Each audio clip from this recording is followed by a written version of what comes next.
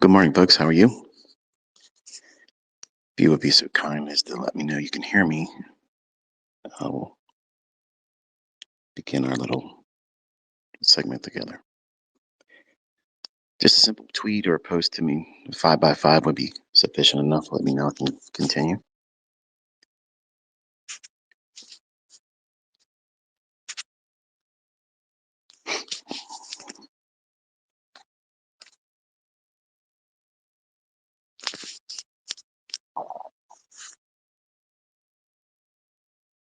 Thank you so much. Appreciate that. So, obviously, you can call it what you want to call it. I just think they've had enough of us sharing stuff that works and being encouraged along the way. So, I just want to let you know this is going to be my last X Space. I talked 2 hours last week, and I really wish I would have recorded it because it was really good. It was good. It was witty. It was some of my best material, and I can't even remember the majority of it. It was just I was in that state of mind where it was just good. I was impressed. You know, that's saying something. Usually, I'll be real humble and say that everybody's better than me, and you know, I'm just kidding. I hope you're doing well today. Um, this week I've had a really bad episode of back spasms and pain. And yesterday I actually had a pretty good day, and I'm starting off with a day that could go either way. So I don't want to spend too much time on here today. But I appreciate your patience. I know some of you were sitting here waiting for a little bit, and I had to overcome some connection issues and also get my puppies in a situation where they won't bother me while we're talking or while I'm talking and you're listening. So usually when I do these things, it's usually when I wake up in the morning. I'm up before everybody else is, and some thought jumps in my head. Usually it's either a memory or it's something that will be a result of me reading someone's comment or question, or it may not even be directed to me. It's sometimes just a song. And I got up this morning and realized how cold it is, unseasonably cold. I'm not sure where you're at geographically, but here in Maryland, I'm like surprised to see how cold it is. It was 48 degrees when I posted that post this morning of the moon. And the song Colorblind by Counting Crows, which obviously you all know if you've been around for a little while. That's my favorite band. They have a song that's titled Colorblind. And as soon as I seen the moon this morning, I was like, the lyrics came to mind. I am folded and unfolded and unfolding. And the continuation of that is, I am colorblind. And at first I didn't understand why it jumped in my head. Like I was like, I love that song. I loved it. It was used in a movie with Reese Witherspoon and her first husband, and Cruel Intentions, I think is what it was. One of the movies my wife and I saw when we were younger, and when it was rom-com type things. And I thought it was an excellent use of the song. But what does it mean to me? What did it jump in my head for? Initially, I don't know. And that's usually what happens with these spaces and the X spaces, and when it used to be called Twitter, when I used to do Twitter spaces, some of the titles would come to mind out of the weirdest ways. And some of them, looking back, I can think to myself, like, wow, they're intriguing titles. They make me want to ask this person, if it wasn't myself, what does that mean? Where'd that come from?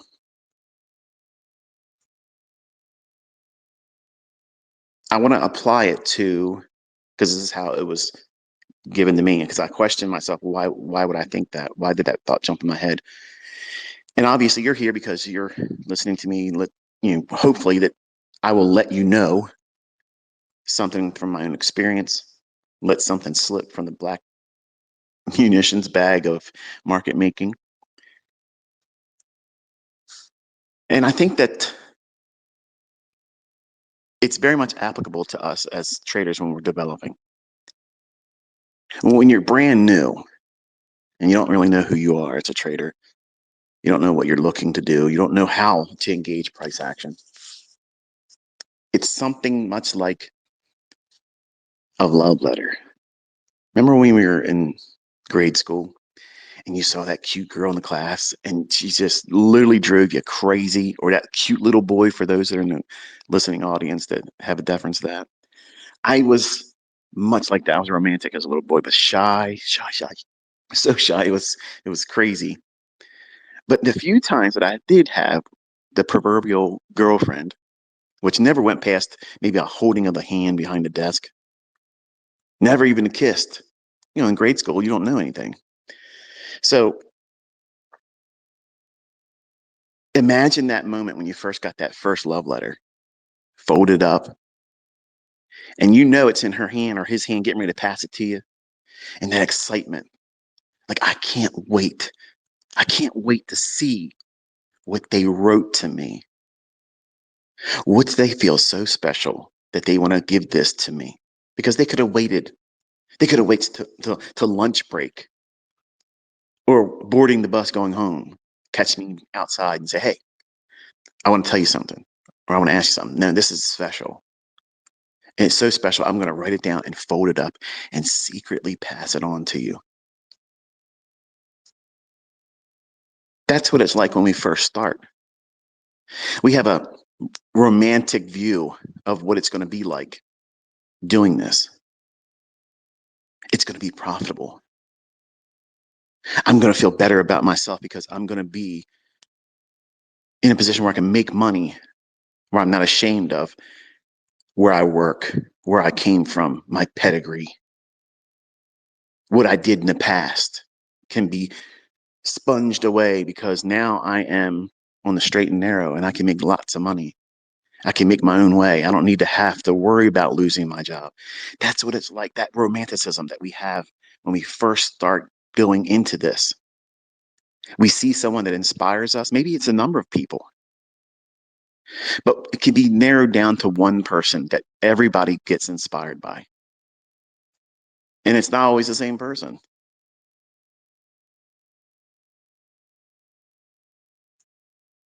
And then we get involved with the process. And that's the real relationship.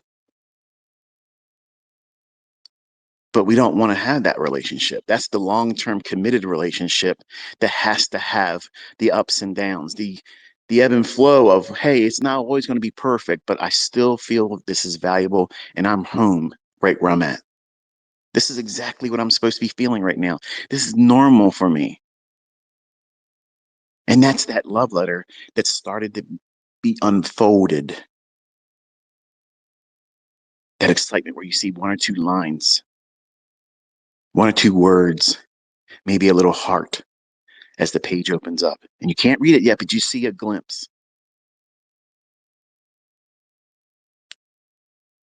First, you're folded. You don't know what's inside. You're excited. And then you start doing it. The excitement builds and builds and builds. And it's also somewhat of a little bit of a scary feeling. What happens if it all stops working? What if this letter is to tell me they no longer like me and they like the little boy or little girl behind them in the next row? I'm going to hate that person now. I'm going to do everything I can to make their life miserable if she likes or he likes someone else besides me. And you think about it, that's what this community, this industry in social media, we contend with that. The jealousy of, I want you to like me, not them, not him, not her. And I'm gonna bother you constantly I'm going to punish you constantly because you don't like me as much as you like that one. And the politics and the garbage that goes on that has nothing to do with trading. Nobody gets into trading to say, I want to be the biggest troll in trading. I want to be the biggest face, the biggest hero representative, the ambassador of Straight and Narrow Trading Incorporated. That's not what anybody does when they first start doing this. They want to make money. They want to do well. They want to have fun, hopefully, while doing it, and survive and stay solvent enough to be successful. And who knows how far and how broad the success could be.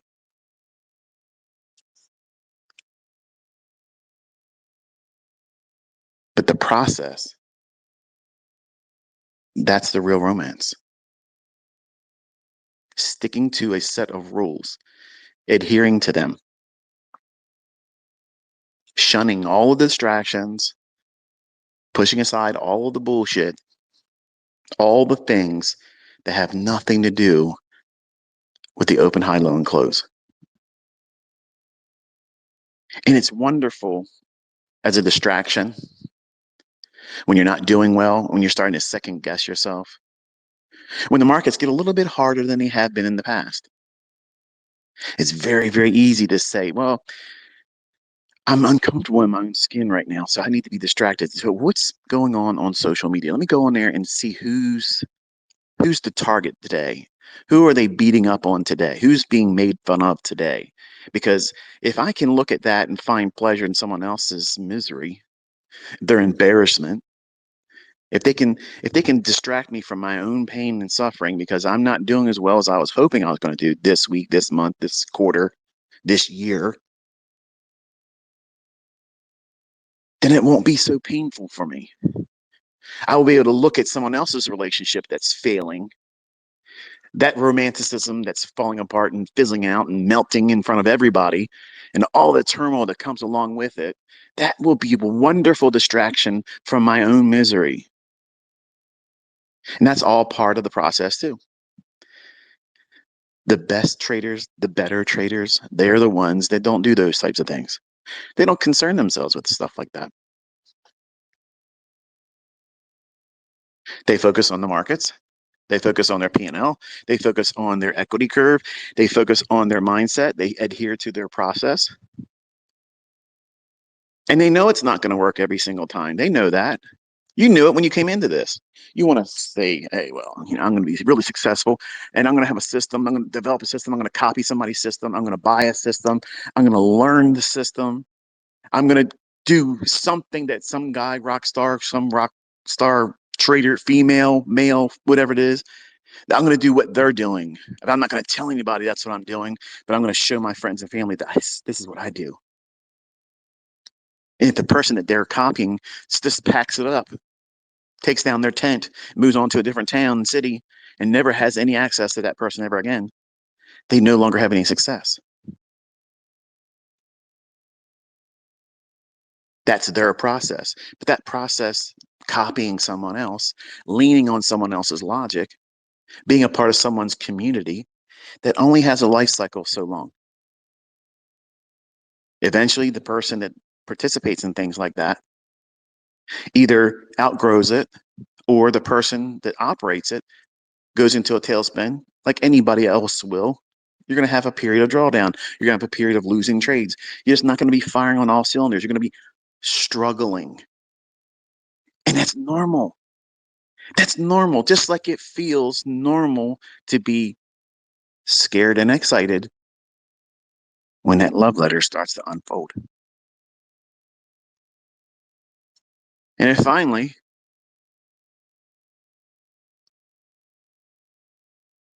it's unfolded, you can see every line. You can see every punctuation, every typo, misspelled word, every little doodle, little heart, little underlined, maybe a change in the color of the pen just to accentuate the emphasis of, I really think you're cute. I really think you're cool. I'm so glad we're boyfriend and girlfriend. That warm and fuzzy feeling. And you get to that point by first having a goal. I want to do this. It's exciting. It's romantic. I want to be this person I've imagined I can be. And you go through the process of managing yourself, filtering out the bullshit, filtering out everything that would be a distraction. That might be people in your family. That might be friends, coworkers, especially people on social media. As an influencer, as a content creator, as an educator, I have to come up with ways many times to get your attention. Getting your attention is easy. Holding your attention is altogether something more complex. Some of you listening to this that are hardcore, like, give me some trading stuff, you're already bored with it. You probably say, well, I'll come back to this later on. I'll read the comments and see what anybody says. And then if it's interesting enough, I'll listen to it. I actually blocked someone this morning when I posted this. Person said something to the effect that, I wonder what this is going to teach me. Is it going to be worth my time? Well, I'll save you time. Block. That's the kind of garbage that social media invites. Why would you feel inspired to write that? Is it going to be worth my time? How about this? Is it worth my time to talk to any of you? I'm not getting paid to do this. Because that's the real question. Is it worth my time? My time that I'm sharing, or my personal time that's not monetized. And I'm inviting all of you to monetize the production of these things. That is the ass backwards mentality that social media invites. Every dumbass gets the opportunity to come out and think that their opinion matters. And you have to wade through all that bullshit to find people that are sincere. There's some of them out there. There's not a lot of them, but there's some of them out there. And if I didn't have all the twists and turns and plot cliffhangers that I put in, I would be rather boring. And you really wouldn't want to listen to me. So I create all these little sub stories, these little twists in the plot,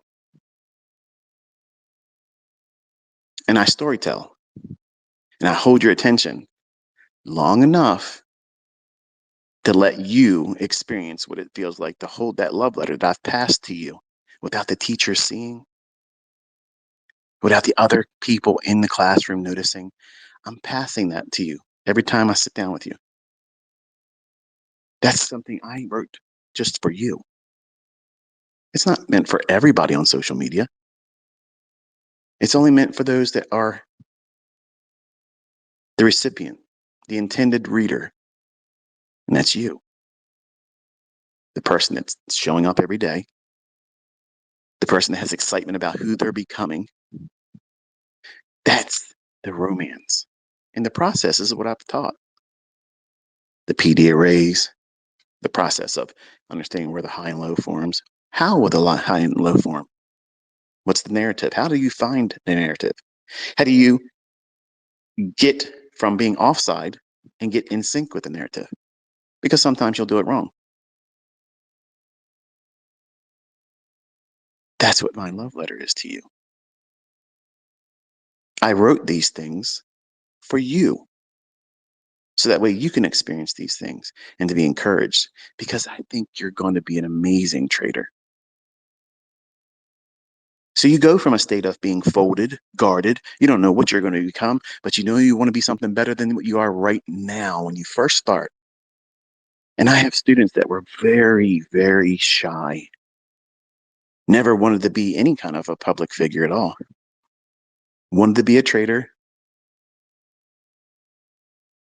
struggled a lot, put a lot of time and effort into it, and now they're rich.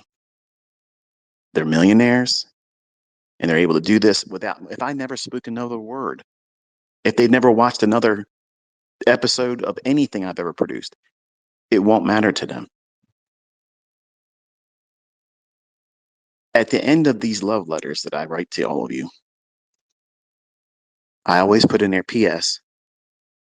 I hope one day you don't need me anymore. Now imagine if your significant other wrote that to you? That would feel misplaced, wouldn't it?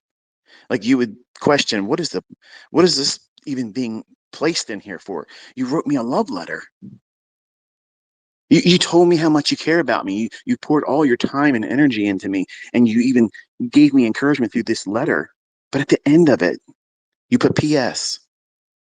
I hope there comes a time when you no longer need me.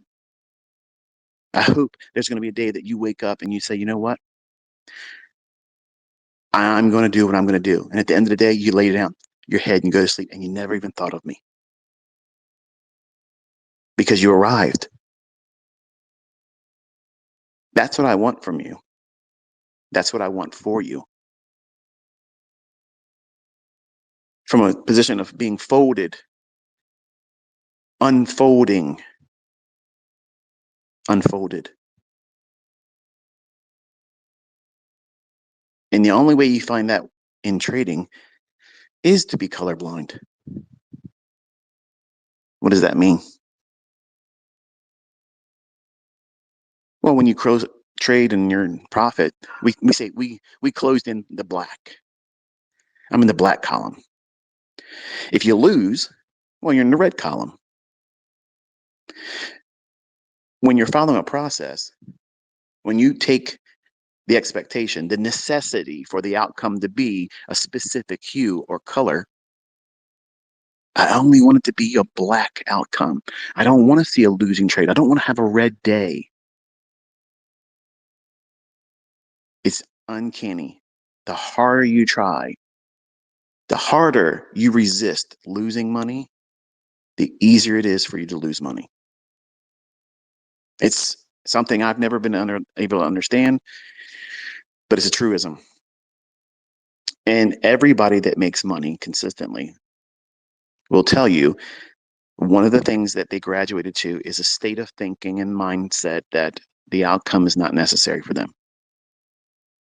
Wait a minute, how could that possibly be relevant to trading? Because isn't it our goal, our task, our job is to make money? So shouldn't it be in our best interest to be guarded about not losing money and only focusing on making money? Well, in the beginning, that's what everybody starts with until they have their first losing trade and they go into a thermonuclear meltdown and they think the whole world's ending because they lost $50. And I'm not making fun of people that lose a little bit of money, and I'm not looking down on you because if I took you back to the very first time I put on my first trade, I was scared to death. I was afraid. And when they took half of it while I slept, I felt like I got robbed. I felt like I came home and my house was emptied. My cars were taken from me. All these things happened just in one night's sleep, which was not even a good night's sleep. I had the expectation the outcome had to be positive for me. I couldn't even see it losing. Now that's blissful ignorance. That's what it feels like when you're trading with a demo account. Oh, I'm going to push the button here and we'll see what happens. That's right. We will see what happens in a chemical reaction between your ears, because what's happening on your demo screen and the results are nothing. It's nothing. But you attribute that to success or failure on an individual transactional basis. That means every one trade tells the story of your success or failure as a trader. Now, you may not have ever noticed that is your scorecard, your progress report, your personal reflection of self-worth and value. Every trade has to be a winner. Otherwise, I'm not elite. Otherwise, I'm not worthy to talk amongst these individuals that are pretending to be profitable online. I don't want to be called out by anybody. Because what happens if they ask me, show me your stats for today? What will I do? What will I say? I had a drawdown in the morning, and normally I wouldn't want to take another trade because I'm in a losing position for the day. I don't want to risk anymore, but now I have to do it because I know this guy's going to pop up online sooner or later. He's going to wake up in his part of the world and he's going to ask. He's going to come right to me. He's going to at me.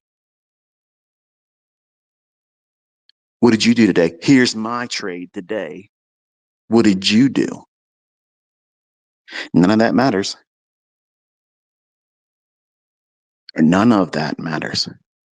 If you didn't push the button on that trade that someone else is showing you, what difference does it make what they made or lost? Really? How does that communicate to you anything that's applicable to making your bottom line, your bank statement balance, go up or down? It has nothing to do with it. But social media has tricked the majority of you into thinking that someone else's experiences equates to your experiences. I rub elbows with really successful traders online. I'm in so-and-so's community. I'm chartered. Like that somehow makes your ass smell like roses. It doesn't. Nobody gives a shit if you're a charter student of mine. Nobody really gives a shit at all. Anybody that's watching anyone else, it's one of two reasons. There's value there, and they're there to mine it. Get what they get. Glean what they can pick up and take home what's useful to them. Or they're there like a spectator watching a train wreck. You can't look away. You can't look away. You see it unfolding in front of you. You're there as a spectator. You're watching it. In trading, you need to guard yourself from stuff like that and only focus on what your process is. Are you doing what your model suggests you should be doing? Are you focusing on the things that your model suggests that you should be focusing on only?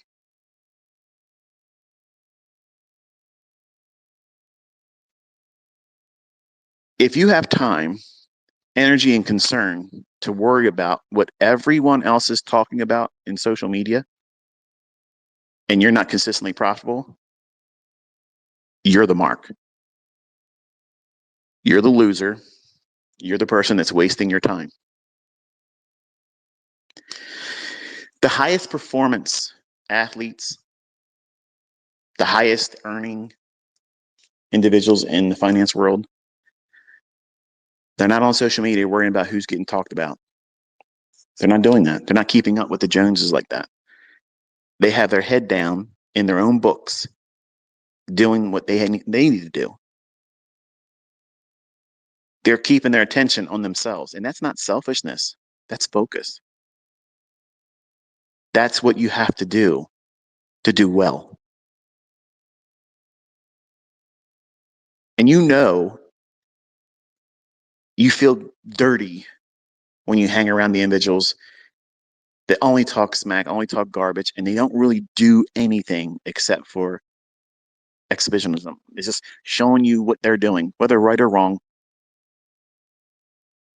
making fun of this one, making fun of that one. What does that got to do with trading? Like, really, what does that have to do with anything? It has nothing to do with it. But it works. It's the perfect distraction when you're in a state of mind where you just want to be distracted from the misery that you're feeling because you have not yet arrived or you did something outside of your model. You didn't follow your own process. The thing that you sat down and said, this is what I'm going to do on this day. If price does this at this time, I'm going to do this and I'm going to avoid doing the other thing. And I'm only going to risk X% of my equity for any one trade. When you blow that and only you know about it, if you're weak, and there's nothing wrong with admitting that you're weak, because this is hard stuff to do, folks. It's very, very hard. It's complex. You have to beat the most formidable opponent that you'll ever meet. It's you. You're going to hold yourself back. You're going to prevent yourself from finding success as fast as you would really want to find it. It's nobody else's fault that you didn't arrive there sooner, but your own. It's just your fault. There's no escaping it in this industry. Anything that you want to try to attribute to the outcome when it's not in favorable column, the black column, all of the individuals, and I did this when I first started, when I was weak-minded, when I didn't want to own the personal responsibility of my own actions and decisions, I wanted to fault anything and anyone outside of me. I didn't want to admit that I did that wrong. I did that wrong. As soon as I started feeling that, man, that so-and-so Ken Roberts garbage. Well, to be honest with you, I've already said before, his course was pretty stupid. But it did get my gears turning. I'm thinking, well, if I can make $1,000 a month, I could retire when I'm 40. I just got to find a way to do that. And that was my goal back in 1992. I wanted to make $1,000 a month. And if I hit that, man, I'm winning.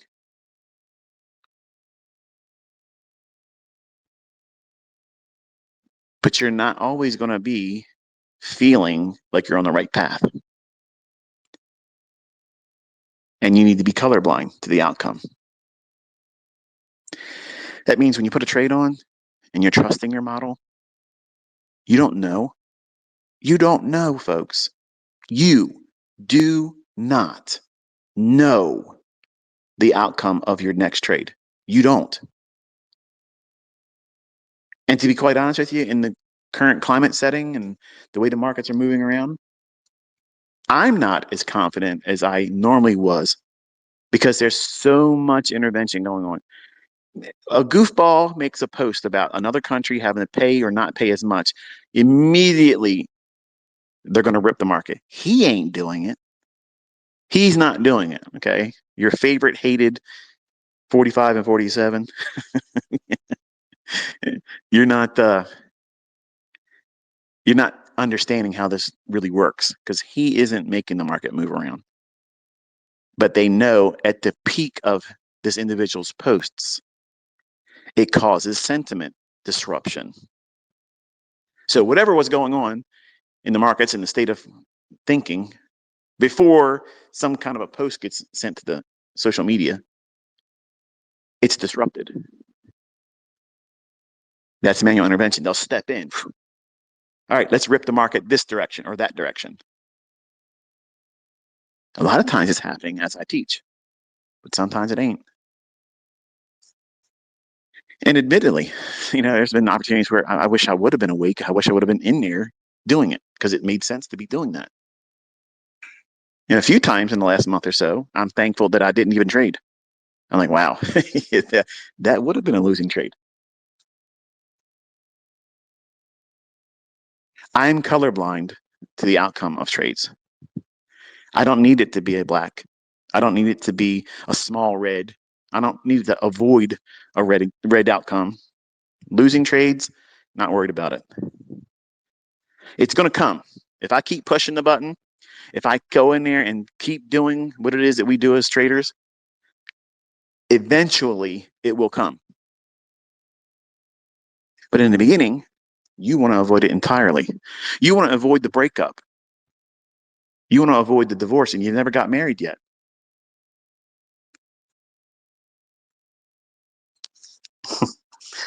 It's funny how it's like we try to imagine walking on eggshells, never expecting it to ever hear a crack. It's impossible. When you're learning how to do this, you're going to lose a lot. And you need to be comfortable doing that in the beginning. You want to lose a whole lot in the beginning because that's going to teach you a whole lot about yourself. That the things that you're trying to hide from yourself, that you walk through this world with, hiding under your own skin. I'm glad these people don't really know my real self, my insecurities, the things that I'm afraid of. See, I'm not afraid to tell you those things. I'm not afraid to tell you that. I'm not afraid to weep in the presence of my own students. And I had students literally write to me in hateful emails saying, what a lunatic. Who wants to hear their mentor crying? I would love to know that the person I'm learning from has a sense of humility and vulnerability and honesty to come forward and say, this is where I hurt myself. And I don't want you to experience that either. I want to spare you all these things that I put myself through, thinking at the time this is the right way. And I know now it wasn't. It would never be the right way for anyone else's hands to try that same approach. It would never work out. So when I go through that and I tap into those old memories, those experiences, those mile markers, and in the past I have wept. I'm not ashamed of that. People used to make fun of that. Some people still do. These same people that make fun of it, they don't ever have their heart into anything 100%. I lived and breathed these markets, and I needed to succeed. I didn't just want it. I had to, because I couldn't function being mundane, run of the mill, cut from the same cloth as my family. I couldn't do it. So I set out to do what I had to do and sacrificed everything. And now I know, looking back, there's a better way of having done it. I could have been a better dad. I could have been a better husband. Could have been a better friend. I could have been better to myself. But when you don't have anybody telling you how to get where I got, you got to trailblaze. And sometimes you're going to singe your clothes, burn the hairs off your arms, and you may even get sunburned ass because you ain't standing too long in one spot when you're on a trailblazing event. You're going to get burnt. But you got to keep moving forward. Scorch the earth. Find a pathway by your own experience. And that's what I did. And a lot of you have the benefit of being able to walk in that scorched path behind me now. And some of you just want to play with matches and start your own little fires along the way because you want to feel like you made something. You improved on something I taught. And this is where the ego is going to come out because none of you are going to improve on what I did. So you're wasting your time. You may want to change the name of something. You may want to say, well, I do this and do this because I was inspired by ICT. Stop.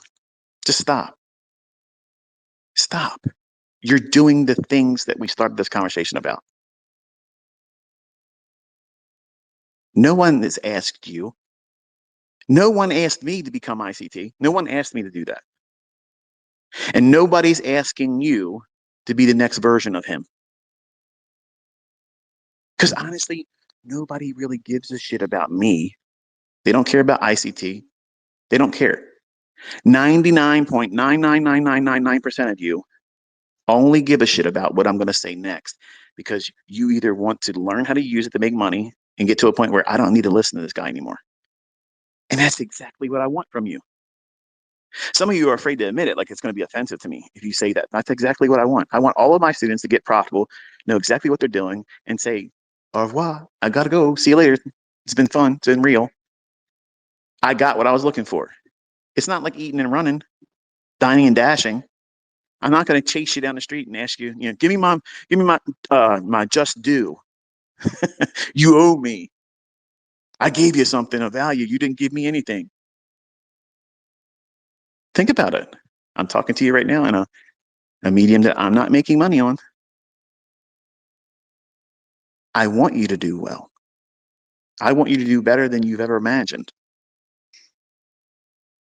But I'm not trying to inspire you to be something that you can't be. You're not going to improve on what it is I'm teaching you.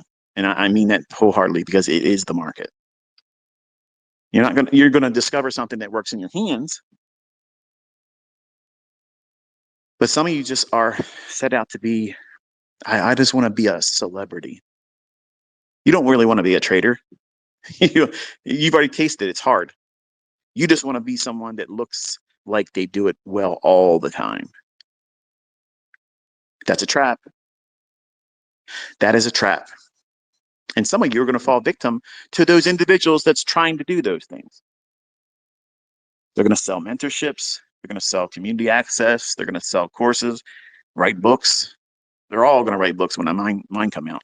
Trust me when I tell you that. Everybody's going to be sampling that.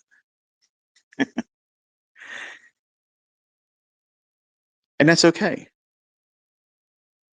I understand that's what's going to happen. I understand that. But I'm talking to the individual that is excited. They know I'm holding that love letter in my hand. I'm ready to pass it on to you again.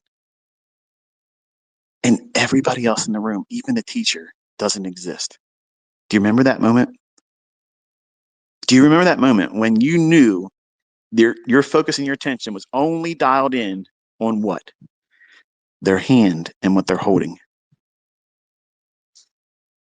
You can't wait until you get that little piece of paper in your hand. Even if the teacher asked for it, you would say, no. Send me to the office. I don't care. This is none of your business. That anticipation, that spirit of expectation, it's high. That's who I'm talking to. Because you have invested intention, time, focus, and you have a vision of yourself.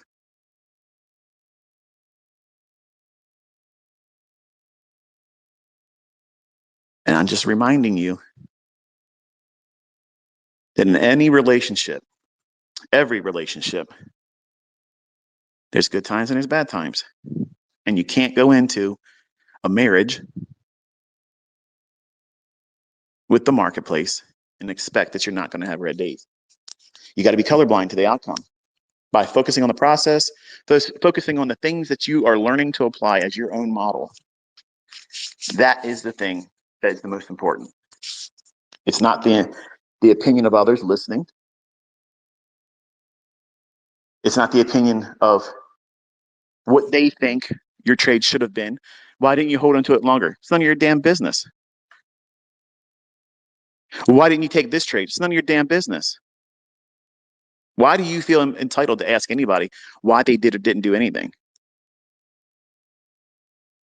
Nobody owes you anything. And you don't owe anybody else anything either. Wasting time on any of that stuff. Stupid. I'm turning 53. I can look back and see how I wasted a shit ton of my own personal time. Well, I wish I could get it all back, or a fraction of it. And you're out here worrying about what people are buying and driving and what they have, what they earn. Come on. Come on. You're paying attention to the other students and the teacher, what he's writing on the chalkboard, instead of waiting for that hand to reach out so you can take that love letter. Who's really focused on the right things? Where's your heart? If it's meant for you to be a good trader, you're going to work for it. If you know deep down inside, and many of you do, this ain't for you. You're dabbling. It's like watching football and thinking, man, I used to play football and sports. I was sitting on the bench most of the time, but I was a part of the team, and I should have got a chance to get in the NFL. That's not going to ever happen, and never would have happened. But you lie to yourself.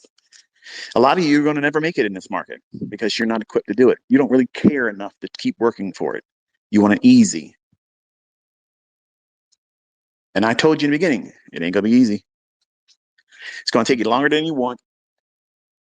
And the right outcome is you're going to learn how to do it well, and then you're not going to listen to me or anyone else. That doesn't sound natural. I want to stay in connection with you, coach. No, I don't want you to be. I don't want you to be tethered to me. You need to be colorblind. The outcomes, they're not important on an individual basis.